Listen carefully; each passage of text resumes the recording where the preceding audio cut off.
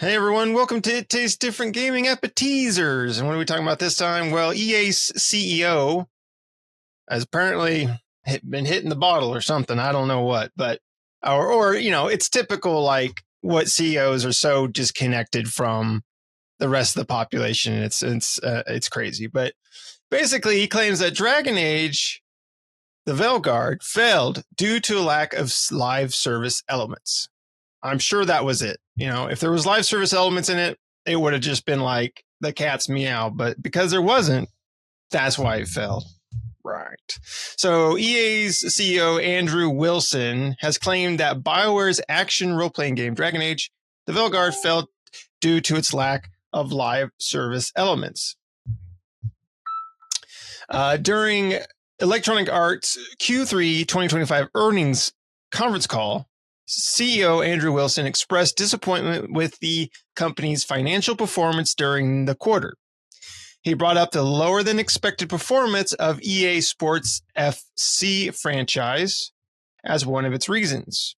He also mentioned that while Dragon Age: The Veilguard launched successfully and received strong reviews from both critics and players, well, one of those had strong reviews, the critics for sure, they paid them enough for those strong reviews, it struggled to attract a broader player base in an increasingly competitive market. He revealed that the game engaged around 1.3, or was that 5? Yeah, that's 5. 1.5 million players during the third quarter of 2025, falling short of almost 50% of what EA had expected. Regarding Dragon Age: The Veilguard's inability to reach a wider audience, Wilson said that games must align with the changing expectations of players who prioritize shared world features and deeper engagement alongside compelling narratives. In other words, he expected the game to have be more successful and featured live service elements. The Dragon Age: Velguard did start off originally as a live service game, as revealed by the game's co-directors. Ultimately, however, they pivoted to a single-player experience. They say Bosch felt that she felt very supported through this decision from BioWare and EA, according to her. It's intimidating to buck the trends of an era where it feels like almost every game must be open world, she added. For BioWare, the way in which it tells the best stories and stays true to its roots as through handcrafted and intimate experiences. Wilson, so that's the CEO, now seems to believe that pivoting back to a single-player experience was the wrong call for Dragon Age: The Veilguard. Now, before we go over to Shane, I will have to say no. Going to live service elements would have just been worse for this game. It was already bad. It was already bad enough, but it would have been worse to have live service elements in it. That wasn't your problem with Dragon Age: The Veilguard. Dragon Age: The Veilguard had a lot of other issues with it.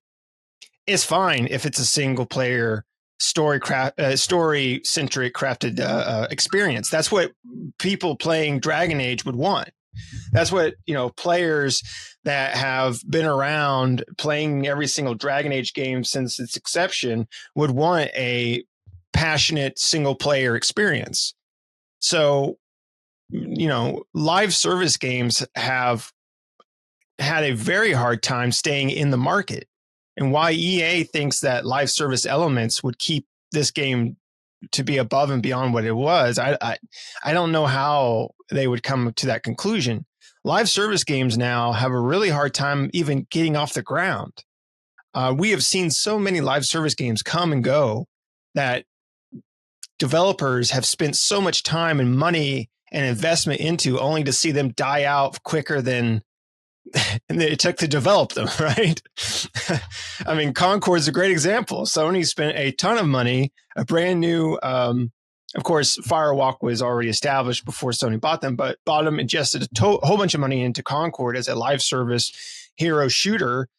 And it didn't even, I don't know, it made it like a couple of months, right? I don't even think it made it made like half a year maybe at the most, before it died out.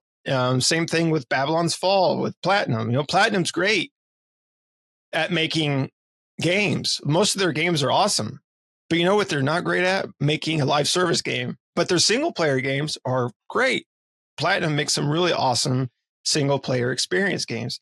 Rocksteady, again, another one. They're great at making single player experience games that people love, but you throw them into a position to make a live service, type of game that they don't typically do, and you get something like Suicide Squad.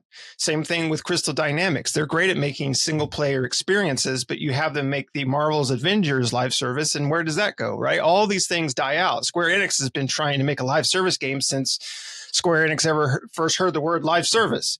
So none of these things, it's very hit and miss when these types of games work out for developers. And so I don't know. From EA's perspective, I wouldn't have spent, and I'm glad they didn't spend all that time and money to make Veilguard a live service game. Veilguard had a lot, in its it could have been a really positive and awesome game. As the reviews from the critics said, back to form, but it wasn't back to form. I don't know whose form it was, but it wasn't Dragon Age's form. It was somebody else's form. It wasn't a back to form game. It was almost not Dragon Age at all, is what it felt like. So yeah, it was just a disappointment in that, because what you're really gathering, what you're really going to get from Dragon Age is you're just going to get the fans, right? The people that really love the series. You might get some people come in that never played Dragon Age before, but that's when you're making a sequel or the fourth entry into a title, that's really who you're going to pull in, is those people.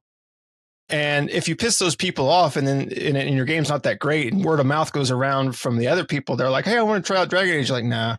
And so then everyone doesn't, right? Or people don't, or they play it and they realize, like, I don't, like people that never played Dragon Age before, they might play Velguard and think this game is great, or they might play it and think, wow, this game's crap. Like, I don't know why people like this series, right? Without knowing what came before. So yeah, out of touch is what I'd say. Pat, what do you think? Is the CEO correct? You know what this does? This really, really, obviously, since Veilguard didn't do so well, EA pretty much restructured that entire team, right? The BioWare team, which really doesn't bode well for Mass Effect, right? If they're like, we're bucking the trend and making a single player game with no live service elements, I'm like, you're taking a franchise that's not a live service franchise and saying it would have been better as a live service. I think the entire fandom would have just vomited all over you, and you would have had less than half of the sales you got if you try to turn Dragon Age Veilguard into a live service game, because that's stupid. Like, I don't get that. It's an out of touch outlook on it, right? I mean, because in my opinion, that's words coming from somebody who has no clue what a Dragon Age game is or was, because Veilguard, while Veilguard was an okay game, it did not feel Dragon Age. And we've mentioned this like umpteen different times. I thought it was an okay game. I mean, I beat it. I played it and beat it. But the whole time I just felt like it was some weird like fever dream in the Dragon Age universe, outside of a couple of, characters being brought over like Barrick and Harding.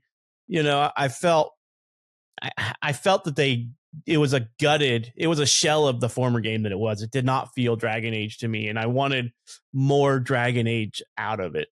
Some of the storylines that I thought, okay, this is going to be a really good storyline, just like fizzled out, like the Harding storyline in the game. I was like, okay, this is cool. We're going to go to the deep roads, maybe, do some of this. No, we're not going to do any of that.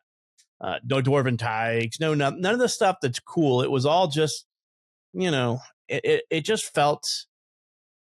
It felt okay. Like, it wasn't great. It wasn't bad.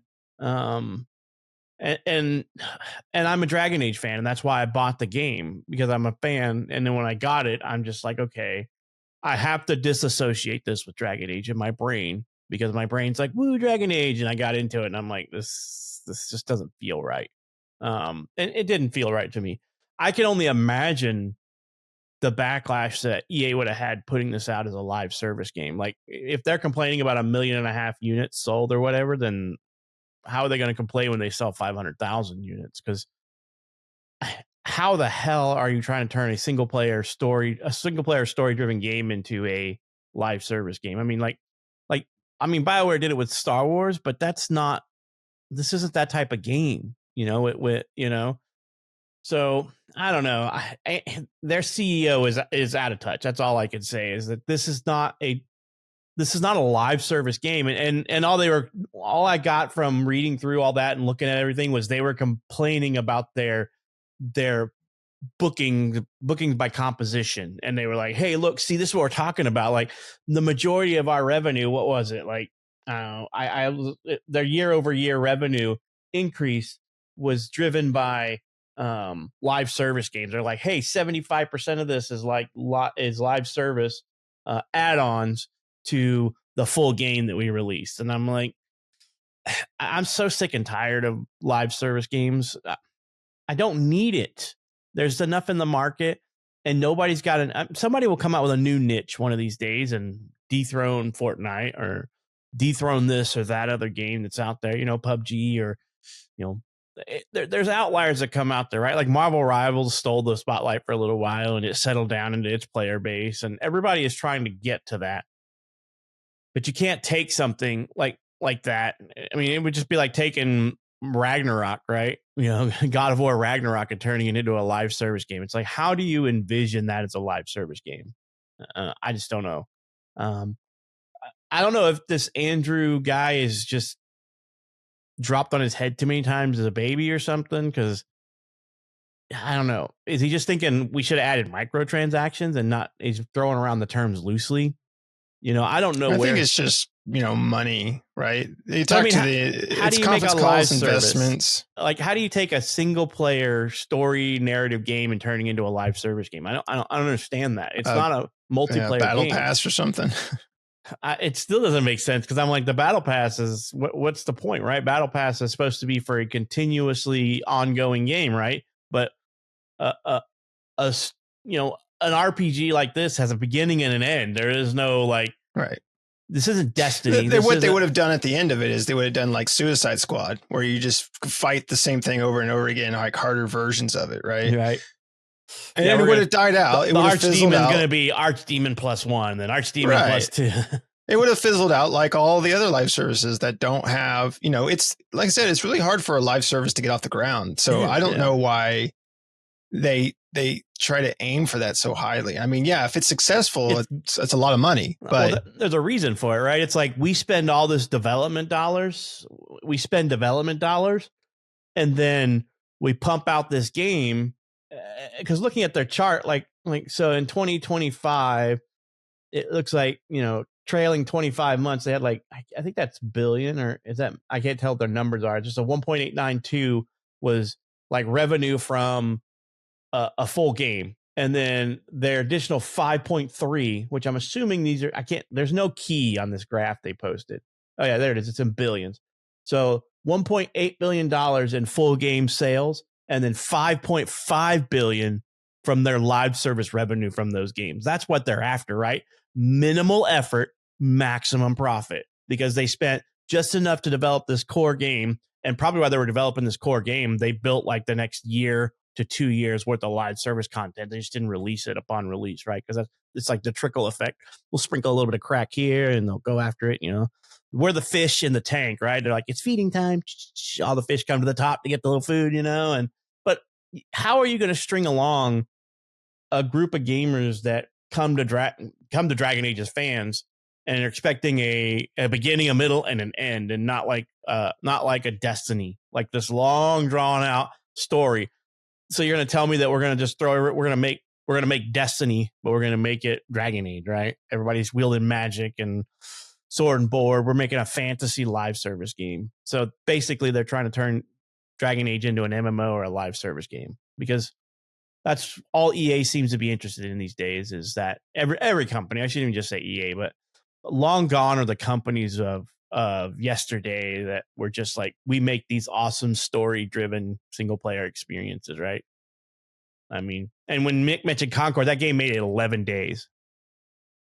And then they closed it down. I gave it more. Yeah. And they refunded it was a $40 game, and Sony gave it like less than 2 weeks. And then they're like, we're shutting it down and refunding everybody their money. And let's just think about all that money they wasted in doing so, right? And in development costs and stuff. And they would rather shut it down than let it run its course so they can break even.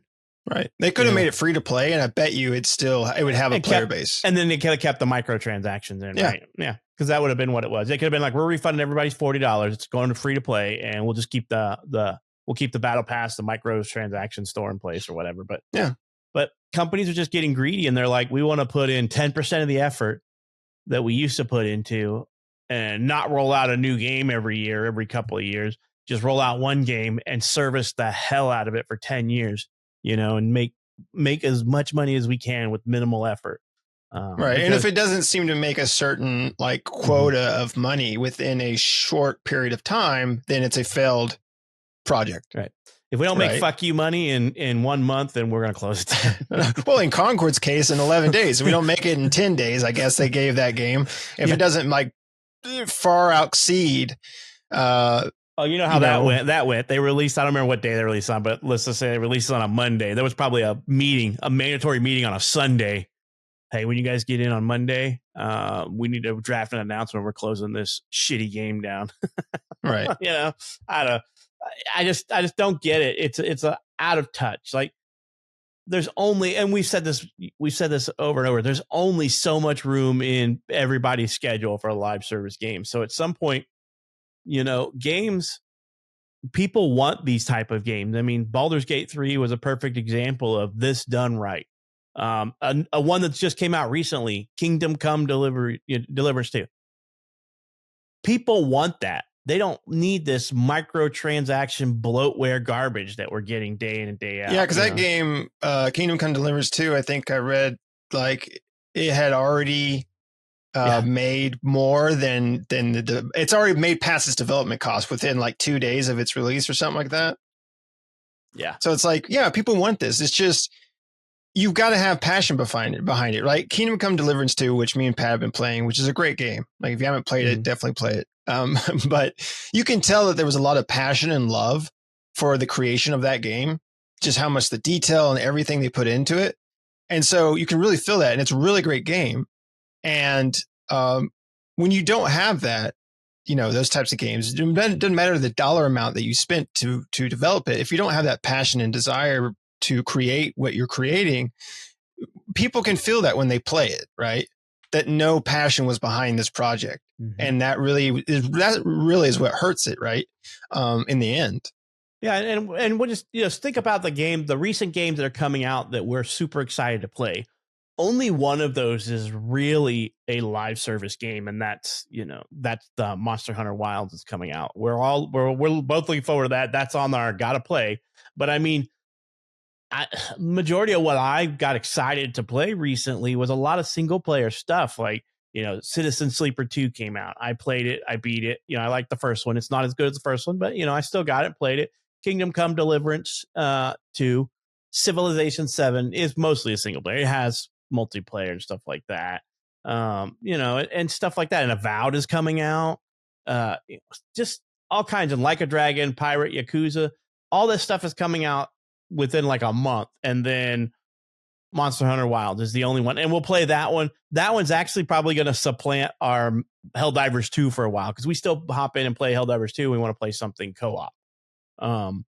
And then, Split Fiction's coming out, and that's another like not live service game.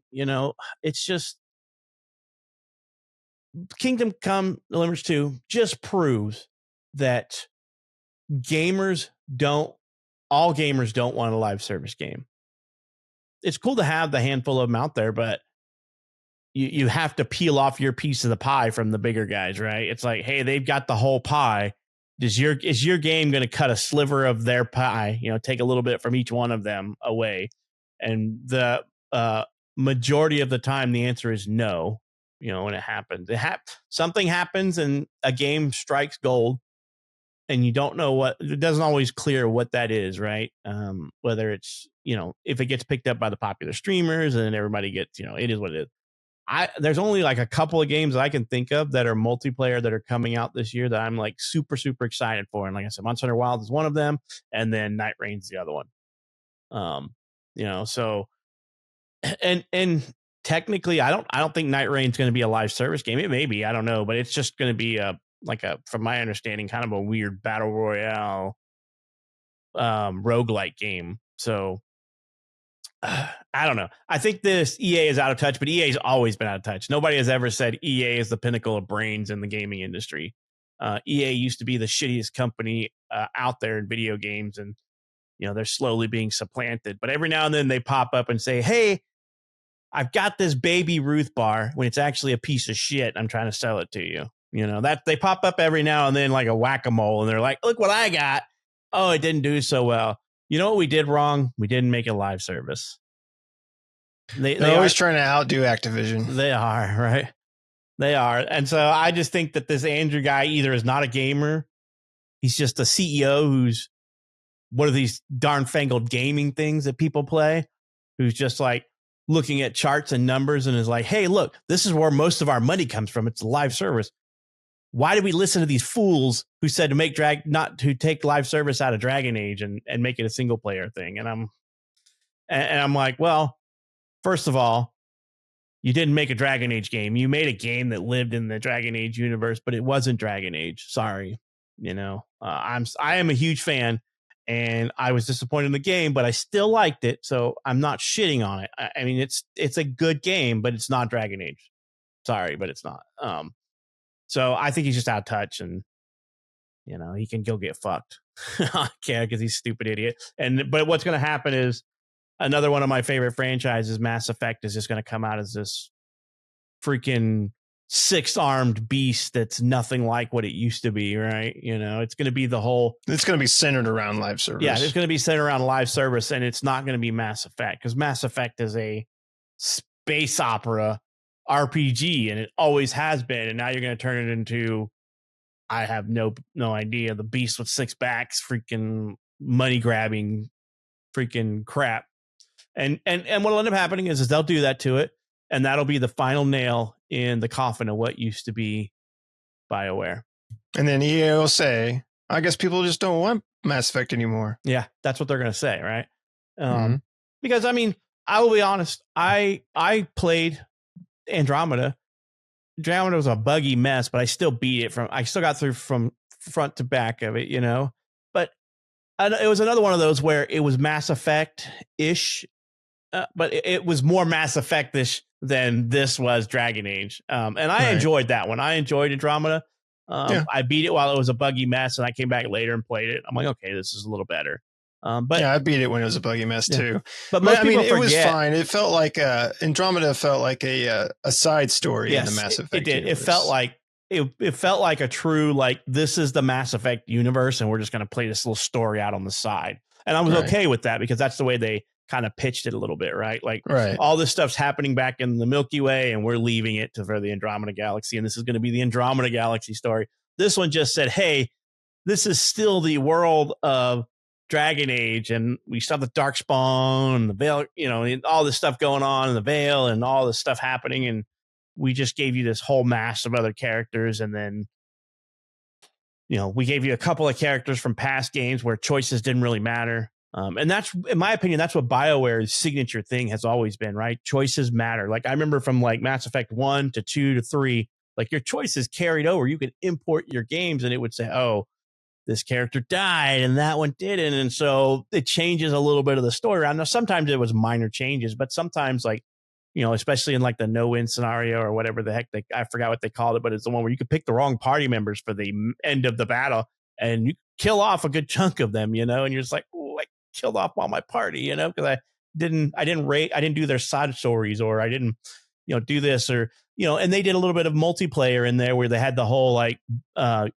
universe readiness thing where you could play multiplayer to help build up the universe rating, so that you would readiness, so that when you did the final combat thing, it helped you with the ending a little bit, so, and that was fun. That's the right way to add like multiplayer into it, but it wasn't like microservices or microtransaction-y. But so all that to just say that I think this Andrew guy is just out of touch, and he's sitting on the stick. He's got the stick shoved a little too far up his ass. The money stick is up there, and he's just like, I don't know, this game's not pumping out enough money, guys. We just, but like I said, if Mass Effect does come out, it will be the death nail for BioWare because of EA. And EA's like, we got to make this live service, guys. Come on. We got to have Shepard pimping those outfits and pimping those guns and ship designs. Come on, guys. Starship and everything like that. Yep. Shepard's going to be like, this is my favorite place in the Citadel to buy Starship skins. Right. And it will last a week. I won't, if it comes out as a live service game, as much as I love Mass Effect is like in my top 5 games of all time series. It will be really hard for me to pick up as a live service game. I'm not sure if I could. I don't know if I could handle that betrayal, but I don't know. And the dialogue choices in Dragon Age didn't matter. Or Veilguard. Yeah. In Veilguard. He would say something and you were like, that really doesn't, that's not really cohesive with what option I picked. That was a little bit too. Because there was like the good response, the middle of the road response, and then the dick response. And you choose like the dick response, and the character was like, I don't know, that doesn't sound good. You're like, that's not a dick response. That's actually being quite nice. Yeah. You're like pandering to him. Yeah. So, I mean, and outside of what anybody felt about all the other crap in the game, it was a decent game. It wasn't. As far as an action RPG, RPG, it was fine. Yeah. Yeah. It was doable in that regard. It felt a lot more action adventure than RPG. Yeah.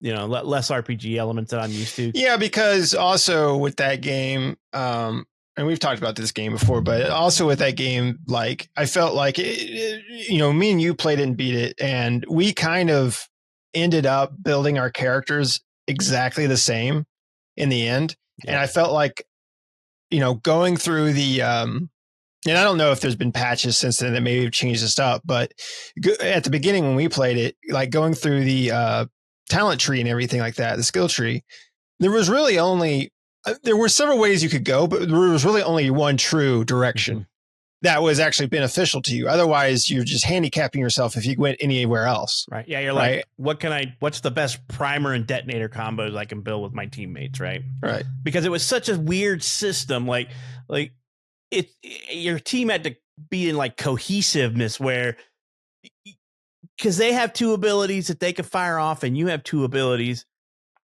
and they don't really mesh, right? Because you would expect, okay, I can have a primer and a detonator, and they can have a primer and a detonator, and they can have a primer and detonator, but you can't detonate your own primers is what they were doing, right? And so you're like, okay, I can prime and then they can detonate. Then they can prime and they can detonate, but they can't prime something that I can detonate. So it was like I could never get the circle to go. I don't know about you, but I could never get the circle to go completely right to where I could have, I could have a full circle of detonation where every ability was primed and detonated properly, no matter how I built the party out. So I found a party mesh that worked well with me. And I'm like, cool, I can prime both of them and they can detonate off my 2 primers, and I'm just like, yeah, that's whatever. How I built mine too. Yeah. And then the same elements too, right? There was different elements of the game. We both went for the same element because again, it was really only one choice, right? I tried some of the other elements and they weren't worth a damn except for fire. Fire worked the best. So it was like, and that's what kind of sucked because like, I didn't feel like it was like the illusion of choice, right? It almost felt like there really wasn't a choice. There was a right direction to go with building your character and what to use. And because otherwise, again, you'd be handicapping yourself and having a harder time if you went a different direction, right? Because I started out going a different direction and then reversed it because I'm like, my guy sucks. Like I can't kill crap. And then when I reversed it, I'm just like, everything's just dying. And I'm like, okay, that's clearly the direction to go. You're like, this game obviously has a burn meta and I have to run the burn meta. And that's how I exactly. Yeah. And so, but I mean, and that's probably a leftover effect of the game didn't have enough time to bake because EA was a waffle. They're like live service, not live service, live service, not live service. So they were like, and then somehow by the mercy of whoever's holy, somebody convinced them not to make it a live service game. Because I think if it was a live service game, it would have done way worse than it did because people would have been like, how the hell does this translate? Obviously, and obviously the critic reviews were all scripted because everybody said the exact same thing Nick just said. Back to form. No, not back to form. Sorry. Dragon Age Origins is the de facto form that made people fall in love with the game. And I don't know how you take this primer detonator system as the back to, I do the pre-pause before combat and issue commands to my party and just have them, do their thing. Dragon Age has slowly changed directions from the first one, and not always for the best or for the worst, but it worked until Veilguard. But I think this Andrew guy's just out of touch, and somebody needs to get him out of there. Because he's going to, I don't know. Obviously they're making billions, right? EA's making billions. So it's a company and he runs it like a company. He doesn't run it as a gamer and gaming, which is a difficult thing, I would imagine. So, EA will try to make more live service games and they're just going to be flushing more cash down the toilet. Yep. Agreed. But, that's EA. That's all the big developers for big publishers like EA and Activision. They're both the same in that regard. Trying to make a quick buck off of everything. So, yeah, we'll see what they do with Mass Effect. I hope it's good, but I hope they leave it alone, man, because I love Mass Effect. But I love space operas, and Mass Effect is one of those up there in the very top. And I'm worried. I'm a fan of Mass Effect. So, but yeah, I'm worried from Dragon Age. I have no hope for it, unfortunately. I am holding my breath, which I shouldn't be doing. All right. Well, let us know down in the comments below what you all think. Do they need more live services? Would it have been better for Dragon Age to be a live service game? Let us know what you all think. Other than that, thanks for watching, everybody. Make sure you like the video. Make sure you subscribe. If you're not already, help us out. Do us a favor. Hit that subscribe button. Hit the bell notifications to stay up to date with new videos that we do all the time. We'll see you next time.